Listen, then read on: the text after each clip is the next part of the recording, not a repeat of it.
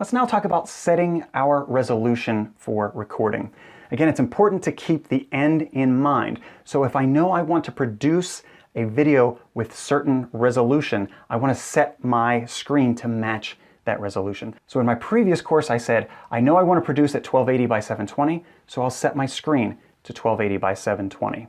For this course, I've chosen 1920 by 1080 so that I can show you everything on the Camtasia software itself, rather than when I tried it at 1280 by 720, I wasn't able to get all of the tools on the side. And I thought, you know, as technology is improving and we're getting bigger and bigger screens, it only makes sense to be a little bit forward looking and think, oh, people are going to view this years in the future, and so maybe 1920 by 1080 is the better choice today. So that's why I chose 1920 by 1080. So I've chosen that for my production. I've also set my screen resolution to match that.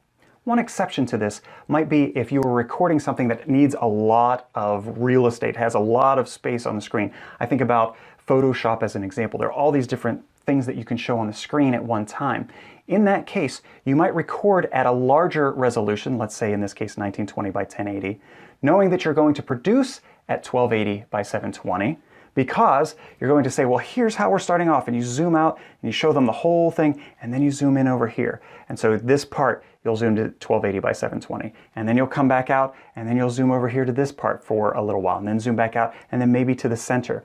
And so if you continue to, look at the whole picture and then go to one portion at a time and zoom into those portions, it might be to your benefit to record at a higher resolution than you're producing at, because again, it's all about making the cleanest, crispest picture you can. And if you're going to zoom to those sections, specifically choose to zoom so that it is at 100% or at 1280 by 720 so that your viewers get the best viewing experience.